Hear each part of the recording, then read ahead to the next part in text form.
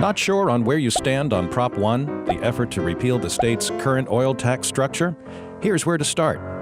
First, most of the money for our schools, roads, public safety, and other services come from oil production, about 80%. Yet, for decades, we've wrestled over how best to partner with the oil companies, and the debate goes on. There's a constant tug-of-war between the state and the industry over how to split the profits. Oil companies say they want stability and predictability. The state needs the cash to pay its bills.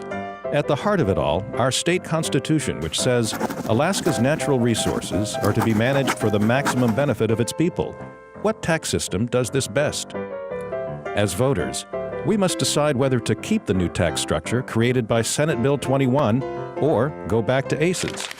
Governor Sean Parnell dubbed SB 21 the More Alaska Production Act, or MAPA, when he signed it into law last year. It replaces ACES, Alaska's Clear and Equitable Share, a tax policy embraced by then-Governor Sarah Palin.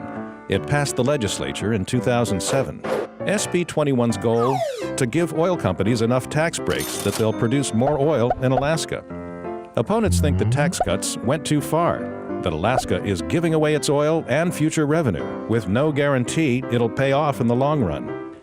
Alaska faces a serious cash flow problem because the flow of oil has been shrinking. In 1989, North Slope production peaked at 2 million barrels a day. Right now, it's about a fourth of that. This year, the state budget was in the hole by almost $1.5 billion. Massive revenue shortfalls are expected to continue. So the big question, is there a sweet spot in which Alaska gets its fair share of the profits with enough tax breaks to encourage the industry to produce more oil? Squeezing those last drops out of older fields and bringing new fields online is expensive. There are also a lot of unknowns.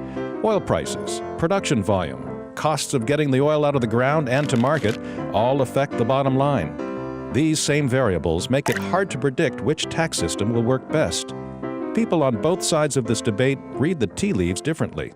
Those who like ACES point to its progressivity, the hallmark of this tax policy.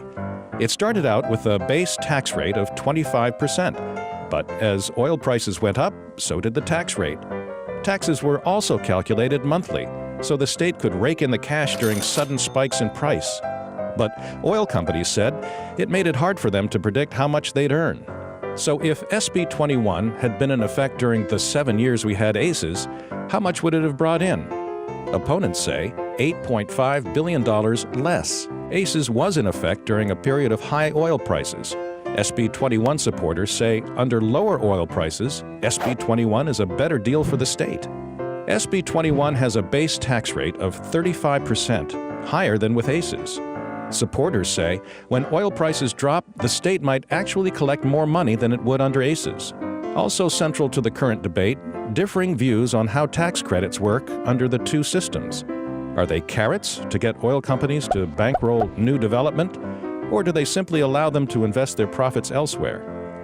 Voting yes on Prop 1 overturns SB 21 and restores ACES, a higher oil tax rate. Voting no keeps SB 21 and its tax cuts in place.